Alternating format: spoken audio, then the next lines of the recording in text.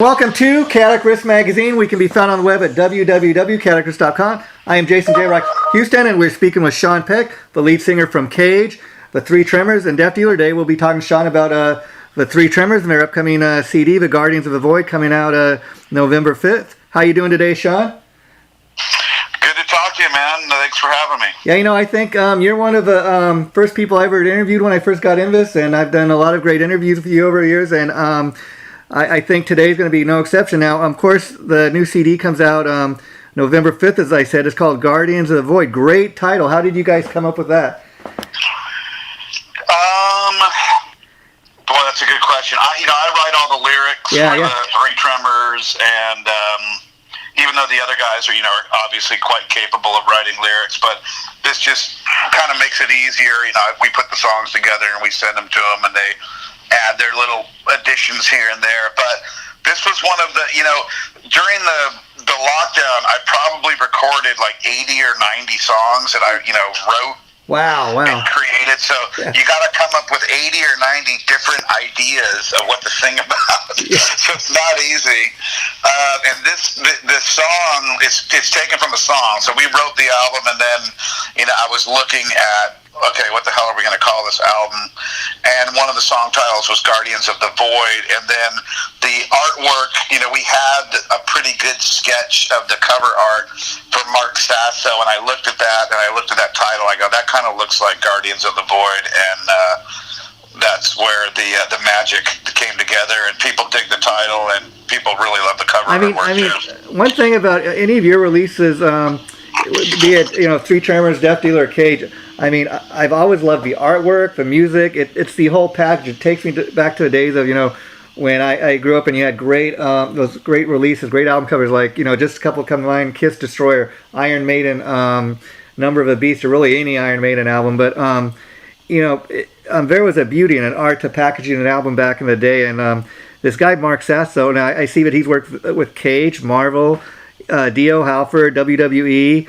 A guy who's got that kind of credits. He's quite the artist. How did you initially hook up with him? Well, we found him. I think the first one we did was Dio killing the dragon, and then my manager's like, "Oh man, we should get this guy." And then somehow we got a hold of him, and then now me and him are like best friends now. Like we can't call each other very often because we'll be on the phone for like 2 hours, and we're like way too busy.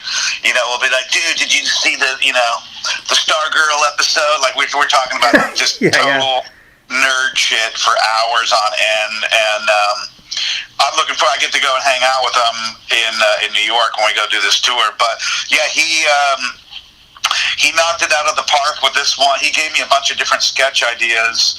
One of the sketches is actually the variant artwork for one of the vinyl configurations. With that we have incredible pre-order packages, and now we're doing a thing with the vinyls that I've taken from the comic book industry, where instead of like this is the red vinyl, this is the green vinyl, we're actually we have a whole new cover art front and back, and in a limited edition, totally different cover art for a limited run of the vinyl releases.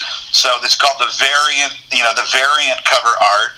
And then we also now have another one called the Virgin cover art, where there's no band title and there's no album name. It's just the artwork. So that we got the Virgin and the variant, and they're both almost sold out. So really cool. People are digging the take. I really like that. It makes it kind of a collector's item. People can get more than one version if they like. Again, that's going back to old school. That's what I want people to understand is you're releasing this all on your own label, Steel Cartel. And, like a lot of many people, when you got your start, Cage, you were signed to another label. So talk about the idea to kind of launching your own label, which I know you this has been a few years, but like you said, every time you have something new coming out, you release it yourself, you package it how you want. I was even reading today that all the new songs that you're only going to release to the streaming services are ones that have videos. I think that's quite a smart thing to be doing, Sean. I don't know why other record industry or record companies haven't thought about that. I've been fighting with my manager and publicist and the distributor. They're like, you have to give the album away for free to everybody right when it comes out. It's got to be on the streaming sites. There's no, they're running the industry. You'll be destroyed if you don't do it. I'm like, I don't give a shit. People to hear 3 songs. We even email our email list an MP3 of the song when the video comes out in advance. It's already out there, and I've been getting a lot of credit, for people that are agreeing with me, like, to take a stand. Like, I'm past the exposure stage. It's good exposure. Fuck that. And Spotify is complete theft, and we make an incredible product. Our packaging is second to none. We spend a lot of money on marketing, a lot of money on artwork, and the good thing is I'm in the heavy metal business, and heavy metal fans like to own it. They like to hold it. They appreciate all the cover stuff, and they can rip the CD or they can buy a download on iTunes. Yeah. But you're going to get 3 songs. You're going to know whether you're going to like the album or not. And if you want the other 9, which if you're a heavy metal fan, you're going to want them, you need to support the band and buy the CD. And the model's been working. I mean, CD sales are up. Vinyl sales are up. CD player sales are up. Wow. So, I don't care what anybody says. Like, if Spotify's not getting it, you're not going to be able to listen to the album for free. The album's killer. Support the band and pay $15 and get the CD. What's the big deal? That's the thing. I mean, you're being a trailblazer in so many ways. I mean, I think this is a model that a lot more people are going to start following. I mean, just what you said. I mean, that's the first thing that came to my mind. I mean, okay, if somebody's really a fan and they really want to own your music and support what you do, they'll go out and buy the album. They'll come to the shows and see it. I think you're fan-friendly enough, like you said. If somebody's a big enough Sean Peck fan of anything you do, they're already probably on your mailing list. They're going to get to see the videos before anybody else, and you drop in extra little bonuses. And it's a great way for an artist like you and the other guys in your band. Again, somebody wants to buy the album, they'll go buy the CD. And if you don't want to buy the CD, okay, you're only going to... Your exposure to the band is only going to be limited. Like, if you want to get the Three Tremors, music, but you don't want to pay for the CD, you're only going to get the videos, that are on the streaming services or whatever. You're not going to be exposed to the whole album, which is, I'm an old school guy. I want the whole package. Yeah, I mean, I might put it on Spotify 3 years from now. Yeah. But, it's like if you want to go see the new Marvel movie, you got to frickin' buy a ticket and go to the theater, or you can wait 6 months and watch it on video. But I'm even, that was kind of my idea at first. Now I'm just like, I may not ever put it on Spotify, period. Yeah, and you're one of the hardest working guys. I think you were also telling me in the last interview we did that during all these COVID lockdown stuff, that you recorded like 4 or 5 albums worth of material between the different bands. It was crazy. I mean, the amount of, this album, basically 3 Death Dealer albums, enough material for 2 Cage albums, and then a million other side project, one-off songs. So I've been super busy, but lately it's just been getting ready for this tour and this release. And I think people got to understand with the Three Tremors, I mean, when you released the debut album a couple years back, I mean, it just came out of nowhere, and it was just an immediate hit, and you went on this whirlwind tour. And then just as you were releasing the thing for the solo versions, your tour was getting ready to kick off, and that's just when everything kind of got shut down. We were on Eddie Trunk's show going, no matter what, there can be bodies in the streets. We're not canceling. There can be, a zombie apocalypse. We're playing the show. And then 2 days later, we had to cancel. So it was But one of the things I'm looking at is like, okay, we were one of the last bands out there, and now we're one of the first bands kind of back out again. So, we've already done some shows with Cage in Texas. We've done some shows with Ripper. We've done a lot of local Cage shows here. So we're in the groove, and we're vaccinated. We've people have had in the band have had COVID before. So if someone gets the sniffles on the tour, we're most likely just going to keep playing. I mean, we've never seen anything like this in the sense that, who thought in the United States of America that they could ever lock you down in your house for like almost a year and a half, we're even getting to the point where I thought here in California, finally, no more mask, and then that's only for about 2 weeks, and we have to go back to wearing the mask. But you go, like I live in Long Beach, LA County, and everywhere you go, got to wear a mask. However, you go like just over a border in Orange County where I work, and don't have to wear a mask anywhere you go. It's just the craziest thing. And even as a musician, I'm sure you've seen, Sean, where you thought probably for a good portion of that year and a half, oh my God, how am I ever going to be able to do a live show or anything like that again? Yeah, I mean, Ripper and I just went to the Chargers Cleveland game. You had to show a Vax card. Yeah. They didn't check any ID. You could have had any photo off the internet and Wow. just flash it to this dude. Wow. And then they didn't even tell you to put masks on when you went in, and no one would. 70,000 people packed in, Yeah. and no one was wearing a mask. Total virtue signal. That's what I love about, guys like you, that you guys carry on in spite of it. You do what you can. I mean, even there were bands out there, as I'm sure you know, that have decided, we're not going to release any new music. We're not going to go on tour until all this is over. Yeah. But who the hell who knows when that's going to be? And you guys continue to give your fans new music. Yeah, like the Death Dealer album, we're like, let's put it out, man. And it turned out to be good because people were sitting there waiting to have, waiting for some new music, waiting to buy a CD. We sold out of that thing. The new Three Tremors is selling fantastic. The shows are selling fantastic. I mean, with no Judas Priest out there now. Yeah. KK's Priest, not until, next year, I'm sure. It looks like, that's probably, there's kind of a power vacuum, and here comes the Three Tremors, which, is incredible, classic, true heavy metal, speed metal performance, and that's probably a reason why, it's getting so much action right now. Yeah, Priest is supposed to be out on their 50th anniversary tour. I think that, like you said, that's going to get pushed back till, next year. But, I'm loving the new KK's Priest. Ripper, he kills it on that. I mean, that would be like double duty. But could you guys imagine like a, KK's Priest and maybe, the Three Tremors a show together? That'd be cool. Ripper right now is like going, there's no fucking way I'm doing that. Yeah. Yeah, it's like doing the Three Tremors and Cage. Like, it's not,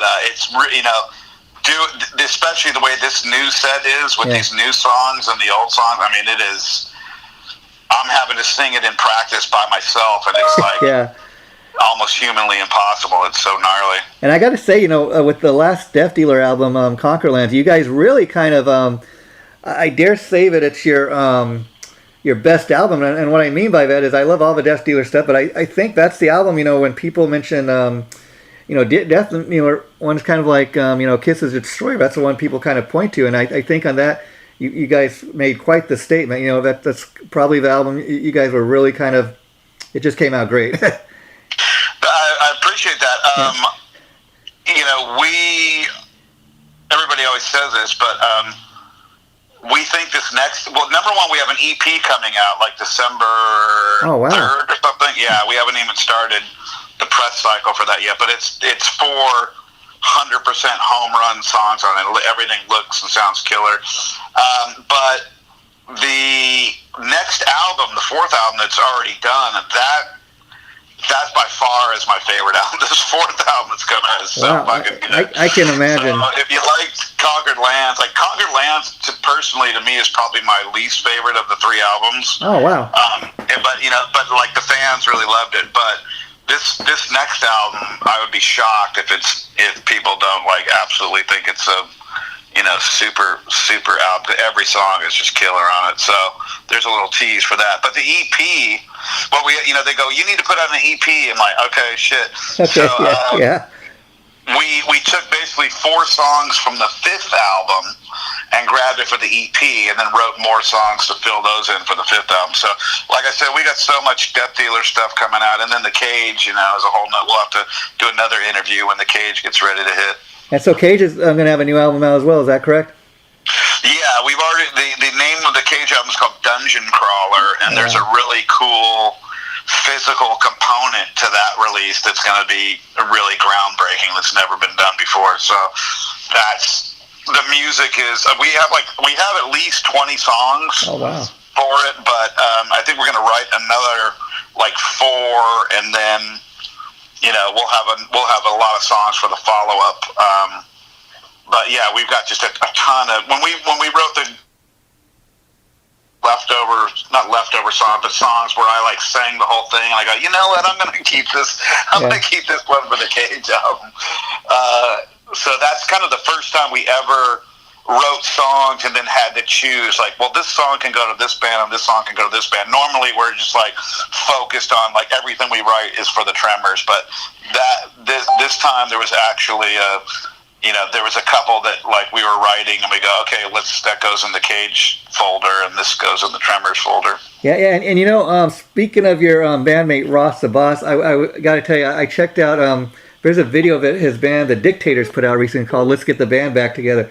Cool little fun video. Features Albert Burchard from Blue Oyster Cult. He's the drummer now, and man, what a fun little track that is. Yeah, very cool. Yeah, and talk about the fact that you write all the songs like for the Three Tremors. When you guys, when other guys come in and they put their vocals on, do you kind of let them just kind of do it the way they want, or is there any going over the songs with them, like how you think they should perform it? I mean, we're on the second record now. Like at first, Harry was like way too creative. Yeah, okay. Yeah. Like he sent like Bullets for the Damned. He sent a version like with completely not even in the same stratosphere. We should release. It was really good though. We should release like a bonus thing. Yeah. Yeah, we should release his version of that. But now everybody knows. Like, okay, you gotta follow my vocal. Yeah. You gotta keep it the same length. You gotta keep the same melody. But Ripper and Harry added a bunch of cool stuff that we put in the album. So they heard things in their mind and they got some of their creative input in that added to the whole process. Yeah, and getting back to releasing stuff, on streaming services, that's another cool thing where you can kind of control what get out there. Like you said, maybe release some of these bonus tracks, like things that aren't on the album, like these little demo tracks you got, and then that's going to be the only place those people can get that. Yeah, well, people, we were going to put some of the solo versions on, like, the vinyl, but, we kept all the solo versions to ourselves just in case we want to do another solo version of the second album, because, there's some great solo version performances of these songs that, eventually should see the light of day, because people are going to be down with it. And talking about vinyl, the last several years, probably 5 years, it's been making a huge comeback. I mean, for a number of years it went away, but it's making a huge comeback, even so much to the point that I seen in Target of all places other days where you can go and buy a turntable and you can run it through your Bluetooth. I wonder what that's like. But I also talk to people who say, I don't even have a turntable, but I'm buying everything on vinyl now just so I can have it. Yeah, I've got, it's so funny because like I've got all these vinyls and literally like 4 months ago was the first time I put on one of my records and listened to it. That's crazy. I had never listened to my own vinyl, even though I had like 15 of them. I'm like, you know what? I got to put one of these fucking things on. So, yeah, that's good. That's funny. I mean, kids these days, I think, are missing the experience. I remember growing up, I spent hours in a record store. People today like, what's a record store? There's a lot of, there's a lot of, kids that realize that like the old school music is, like we got a new bass player who's 18 years old, and this dude is like, I love the Allman Brothers and Leonard Skinner. I mean, that's what he's all about. Yeah. And so there's, the musicians and there's kids still are realizing that old stuff is the best stuff, and their kids, like you said, it's just good songs, man. If it's a good song, it transcends any musical genre. Yeah, and the kids, like you said, they get into mom and dad's collection, and they're discovering great music from that came before. Right. And then I was also reading today. Talk a little bit about this. That anybody that's got a pre-order in for the album, the new Three Tremors CD, they planning on coming to any shows to kind of contact you, and they can get their merchandise or CD or whatever they're going to buy at the show signed. That's pretty cool, I think. Yeah, I'm gonna reach out to everybody and go, hey, man, because there's a lot of people that are coming and it's cool because it saves shipping costs too, which I can maybe buy them a beer at the bar for the shipping money that they paid or something. But that'll be good. to, hand it to them and, sign it. And man, I just got those 3D lenticular cards in my hands yesterday, and they're so sick, man. And it was funny because when I was putting the package together, I'm always looking like, okay, what can we do new this time? And so this time we did socks, which are really cool. Yeah. And I'm in the sock business now. Wow. But then I looked at the package. I feel like we need one more thing, and so I went back to the lenticular. Because we did that killer lenticular print for the Conquered Lands album, and we threw it together quick. And man, that fucking lenticulars are one of the coolest things of everything. So I'm so glad I did that. Yeah, and I gotta say, Sean, another thing that's really impressed me between the different bands, Cage, the Deaf Dealer, and the Three Tremors is, naturally you're the singer for all of these bands, but yet each one has kind of its own identity. I mean, for example, even though you're a singer for all three, like Deaf Dealer does not sound like Cage. It's totally its own thing, and being that you're the singer in all three, that's got to be a hard thing, but you have it working. Definitely, you're working with different guitar players, and Stu and Ross, have definitely their own vibe, and Cage is kind of writing for the Three Tremors, but so there's going to be some similarities there, but obviously there's two other voices in that, and then we just want to write good heavy metal, man. The interview I was doing earlier there, I'm like, the way that it's just, if we're writing a song and like I get the goosebumps, then I know my fans are going to dig it, because I'm just a heavy metal fan, man. No doubt. That grew up on Iron Maiden and Judas Priest and speed metal and Wasp and Dokken, and so I'm pretty confident that if I like it, the fans are going to like it, and so far that's treated me well. And sometimes, like, you're really fan friendly, if anybody follows your Facebook page or anything, and you're always commenting on stuff, and what I always dig is you seem to be really friendly, down to earth, and you got a real great sense of humor. I mean, for example, I'm funny as hell. Yeah, for example, I remember when you posted a video, you did a cover of Eddie Murphy's Party All the Time, people can even imagine. But it's a killer version, and it was kind of your way of kind of just being funny. And you kind of got people with mixed reactions, but I thought, man, people are taking this way too serious. That was fun, man. I love that song. Because I did the Rick James, I did the Eddie Murphy, I did all the voices. That came out killer. And then, I got my Simple Solutions videos during the pandemic where I'm teaching people how to make a bowl of cereal or put a bag in the trash can. Those were pretty popular. And then I was doing the Metal Daily News. Yeah, I wanted to ask about that. Talk a little bit about that. The Metal Daily News. I mean, because are you still doing that, or?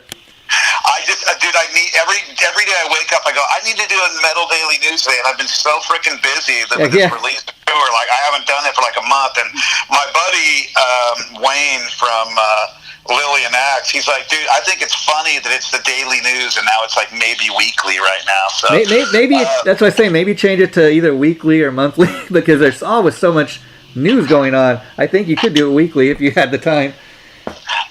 And it was kind of like the weekend update on Saturday Night Live, where I would just bag on everybody and make fun. I'm surprised like I didn't get cancel cultured or completely hated by every metal band, because I was making jokes about everybody.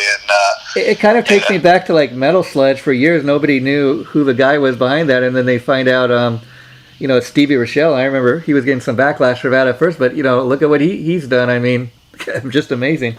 Yeah, if I could get the production quality up a little bit, if I could have someone that, edit it for me where I could have like inserted images and stuff.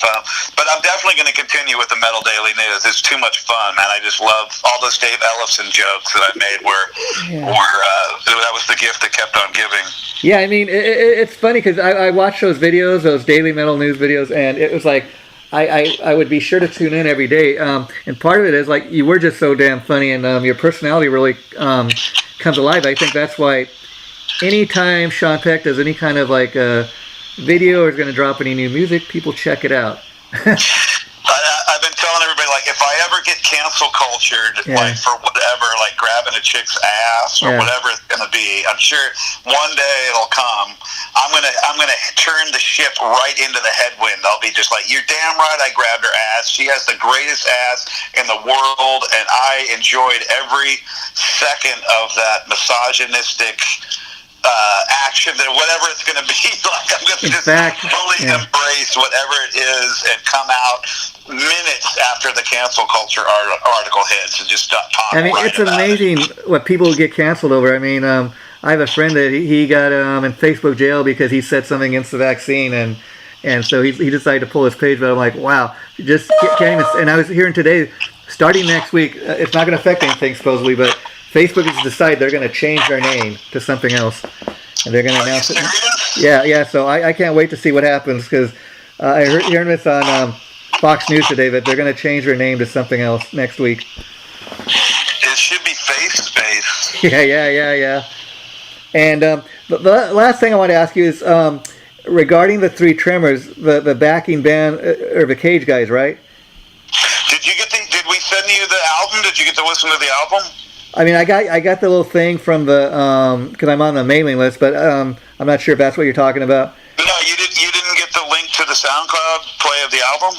I might have missed it. I'll have to go back and check. I'll let you know later. That sucks. Yeah, but I've got my pre-order in anyways, because like I said, I'm an old school guy. I want to have it in my hand. Well, shit, I need to come up to LA and drive it to your house. Yeah, I ordered mine off of Amazon, because that's the only way to get music these days right now, unless you order directly from the artist. But so talk about that too. Besides ordering directly from you, they can get it through all the other services like Amazon and that.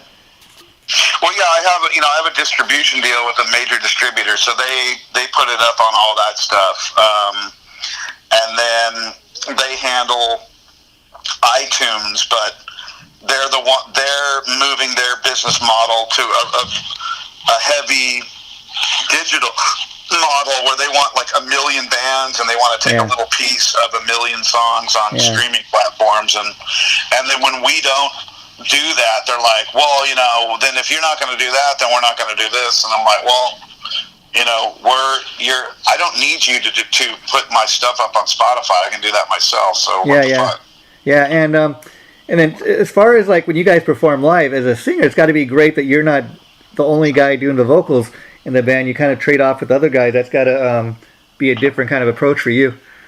It takes a lot of the pressure off for sure, because if you're feeling like shit that night, you just go like, hey, dude, you gotta cover me on some of this shit. Yeah. It's funny because every night Ripper's like, I don't know, man. I don't think I have the high notes tonight. And then like 2 seconds into the show, he'll be going, ah! I'm like, dude, every night you say it. He sounds fucking great every night. It's irritating. Him and Harry are so fucking good. It's so. I'm a good singer, but I'm not in the Harry and Ripper level. Wow. I have my moments though. I have my strengths and weaknesses, but those dudes are so good. It's fucking ridiculous. I would have never.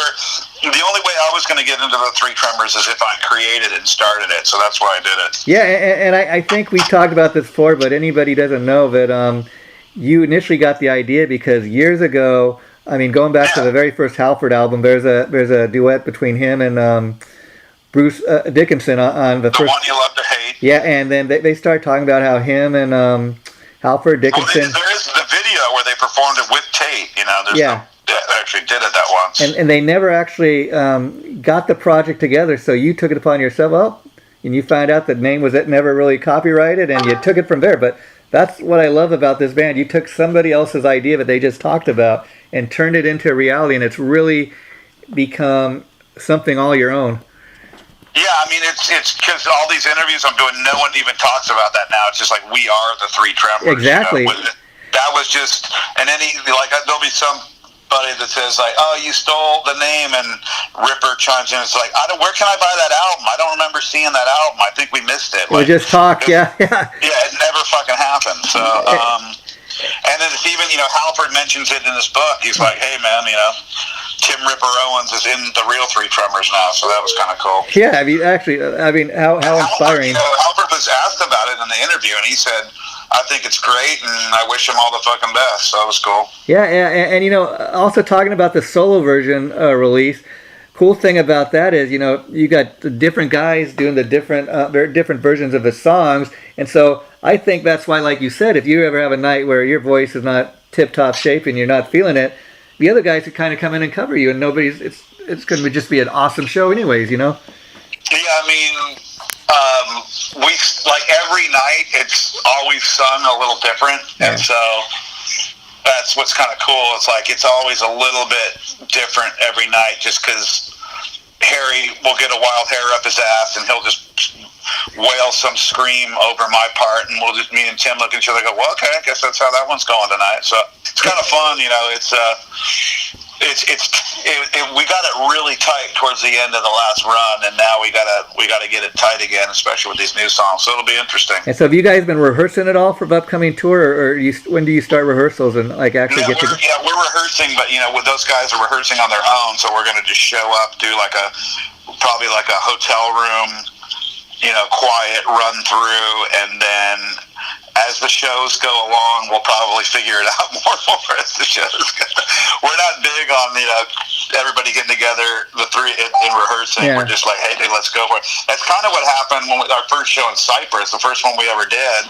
Like, we did 2 rehearsals, and I was convinced, like, dude, there's no way we're ready. This is fucking loose. Yeah. And that first Cyprus show was fucking awesome. You know, we pulled it off, and the people loved it. So, you know, rehearsal's overrated. And I imagine, like, when you guys do a show and you hit that stage, there's like a real friendly, kind of almost competitive competition in the sense that, you know, when you hit that first note, the other 2 guys come in. I mean, you're trying to see maybe who can hit the highest note. Any of that going on? No, you know, it's not that at all, because each guy has their own kind of tone. Each guy has things that they can do, you know, better than the other guy. Yeah. And we do, you know, when we're singing together and one guy stops the note, we all stop. Oh, okay, yeah. That's, you know, we're not trying to hold it out longer than the other guy or anything. That was the cool thing is that was never even a thing. Okay. Yeah. We're all fucking bros. We all know each guy can sing super fucking high, and super long and shit, and so. We're just trying to make it through the fucking set and the tour, man. Yeah. So there's no, you know, Harry does wake up in the morning and just start, hey, everybody, what's going on? He's like, me and Tim don't want to talk, and Harry is a mutant. His voice like never goes bad, never has a problem. Like I said, it's irritating how fucking good he is. Yeah, and you know, you've been doing this for a while now, you know, since the 90s with Cage. So what have you done to keep your voice in such good shape? Because there are singers that, you know, their voices go out and stuff. I'll eat loads of pussy, mate. You know the answer to that one. I'll eat fucking loads of pussy. See, I'll get canceled right there. Sean Peck says he eats pussy. No, okay. You know, really... you can't go cold and not, you know, if you take like 4 months off and then try to sing this shit, you're fucked. Yeah. So you got to kind of keep it, you know, and even though we weren't performing, I was doing so much recording that I kind of kept the voice going by doing a lot of recording. But recording and singing live are fucking way different animals. But for, you know, everyone has their own little tricks that they do. Everyone asks me, like, what do you, these kind of questions, you know, do you have any advice for people? And my advice, you know, for touring is you got to limit your talking, but for me it's impossible because I'm fucking working the merch table. Yeah. I'm talking to the promoters. Like, there's no way I can't talk, you know, so, but sleep and water are the number one thing. Yeah. And anybody else, you know, there's so many like, oh, you get this spray, oh, you chew gum, oh, you drink fucking tea and honey, oh, you drink a shot of whiskey. All that shit is bullshit. It's all a fucking mind game. And all these singers that are trying to spray fucking, you know, oils, none of that shit touches your vocal cords. Wow. So it's all a bunch of bullshit, and all you're doing is psyching yourself up. You know, people trip out, you know, going to sing, and this, you know, I tell people, like, you gotta just, no matter how fucked your voice is that night, you just go out and you just go for it. And just know, like, hey, some of it might be shit, but there might be some pieces of brilliance in there. And you got to just, you know, sometimes I'll go out there thinking, like, I'm going to have the worst night ever, and it's fantastic. And sometimes it's the opposite. Like, my voice feels great, and it's just fucked. Like, you can, you know, Ripper says, like, you can just wake up with a bad voice, like, for no reason. Yeah. So, you got to get out, you know, these singers, you got to get out of the psychological mind games where you just trip yourself out. You know, you got to just have a, you know, oh, well, here goes nothing, fuck it attitude. I mean, that's so metal in the sense that they want to just, you know, listen to the song the way it is on the record. Just stay home and listen to a record, or a CD or whatever. But if you want to see a awesome show, go see these guys live, and they're going to give you a night to remember, you know. Well, a lot of times, you know, like when I saw Priest and Maiden, I mean, it's better than the record. Yeah, exactly. I mean, usually when I go see Halford, I'm like, this is 100 times better than the way the record sounds. So, you know, I've had that in my career a lot of times. Like, the records are great, but live is fucking amazing. So, you know, we got that going for us. You know, the other thing that's interesting is, you know, Harry, me, and Ripper, like, we don't warm up at all, period. Wow. You know, and speaking of Speaking of Ripper, I was reading something, I don't know how true this is, because I was reading it online somewhere, that supposedly the only solo stuff he'd heard from Halford until recently was the Fight albums. He had no idea about the Halford band. He just kind of discovered that. I thought, wow, how cool is that? To just kind of discover. I'll have to ask him that. I don't know. Yeah, I don't know. That's kind of interesting, but yeah, and then so you know, I'm good friends with Roy Z, so I was, you know, deep into the Halford stuff. You know, that's why we recorded the Cage Darker Than Black album at Silver Cloud, because, you know, Halford was doing his record there. I'm like, oh fuck, we got to go there. Oh wow. And then you know, I met Roy Z and I met Joe Foy. That's how I got into the Warrior thing, and so that actually worked out really good for me. You know, because me and Z and Joe Floyd are like great friends now. And so for anybody that's not aware, I think I asked you this before, maybe. The Cage band is actually the backing band for the Three Tremors, right? Yes. Oh, that's cool. So and now it has the drummer of KK's Priest in the band. Wow. And so they play on the album as well, right? Besides just playing live. Oh, absolutely, yeah. So you know that Sean Elge, the Cage drummer, and the Three Tremors drummer, is the KK's Priest drummer. That's what I thought. Okay. Yeah, he got the gig. So all you people listening, KK Downing could have had any drummer in the world, anybody. He picked yours. And he picked the Cage drummer. Wow. What does that tell you about Cage? Well, you know, go back and buy all the Cage records. Take it from us. You won't be sorry. Well, the interesting thing is, even to my ears, you're a guy that's always been compared, you know, to Halford back all the way back to from the first Cage album, and you got an interesting connection with Priest, because I think one of the first tours you guys ever did with Priest was when Ripper was with them. Yeah, we didn't tour with them, but we did 2 shows with them, and, you know, me and Priest, my favorite band, that was like career highlight. I was so freaking pumped on that, and you know, then we met Ripper. I met Ripper, and he was insane that night. Like the first night, he was just mind blowing how good he was. And then I was a bit of a Ripper fanboy. You know, he kind of says that, like, you know, he's like, he lost his heroes by becoming, you know, by being in the Priest band. They're just his friends now. And, wow. And embarrassing as to say, like, Ripper was kind of a hero of mine, and now we're friends. And so, like, yeah, come full circle. It's come full circle. And and for anybody who knows, I think if they come to a Three Tremors show, you guys all like throw in your other songs, like from Cage and Harry stuff and Ripper stuff, right?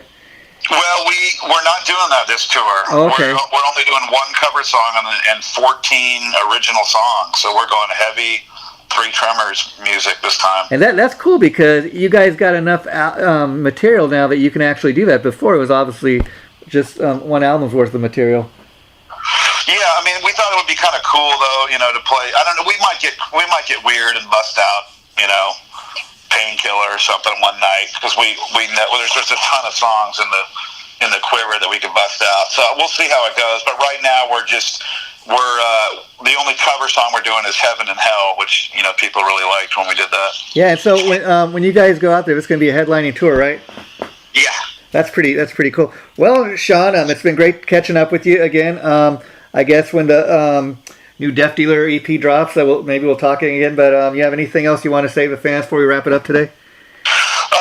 The3tremors.com, the 3 spelled out, the3tremors.com. Go on the page. There's an insane selection of product. When you see it, it looks killer, man. You're going to want to support the band and pick something up.